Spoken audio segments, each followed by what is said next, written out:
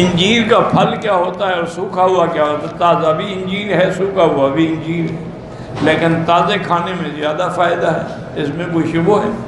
دیکھو نا جی، ایک پھل کا موسم ہے، انجیر ہے، تازہ ہے، اس کا کھانا جو ہے سبحان اللہ۔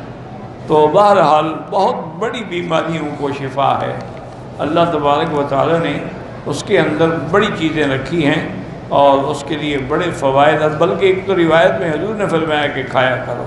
تو جب حضور فرما دیں اور قرآن میں اللہ اس درخت کی قسم کھائیں تو پھر اس سے بڑی کوئی چیز ہوگی دنیا میں؟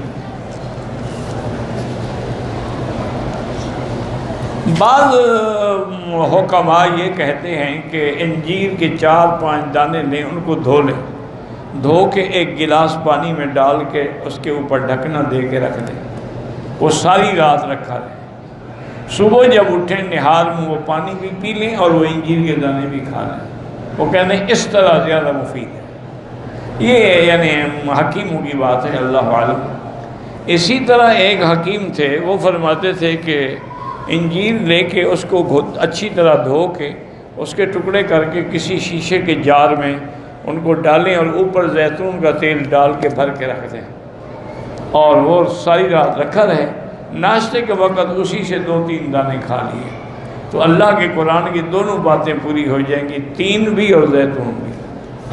اگر میں نے صفا مروہ کے 7 سے زیادہ چکر لگا دیے، اللہ قبول کرے، بس اس کا کیا حل ہے؟ ہو گیا 7 تو ہو گئے نا، زیادہ ہی ہوئے، کم تو نہیں ہوئے۔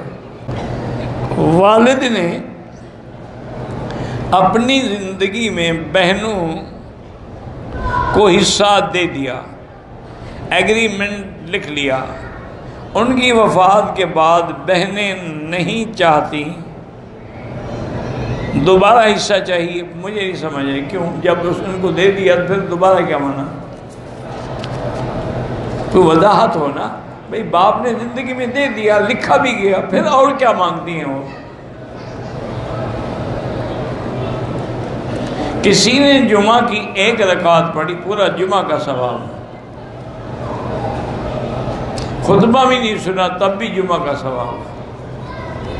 یہی چیزیں جو ہے نا جی، اللہ ائمہ مجتہدین پہ کروڑوں رحمتیں فرمائے۔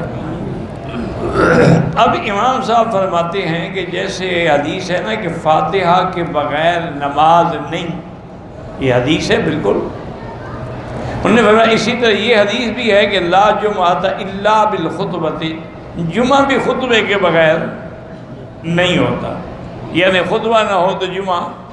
تو اب خطبہ سارے مقتدی پڑھتے ہیں یا صرف امام پڑھتا ہے؟ تو آپ نے تو خطبہ نہیں پڑھا، اگر آپ کا جمعہ کیسے ہو گیا؟ تو معنی ہوا کہ امام کے پڑھنے سے سب کا ہو گیا۔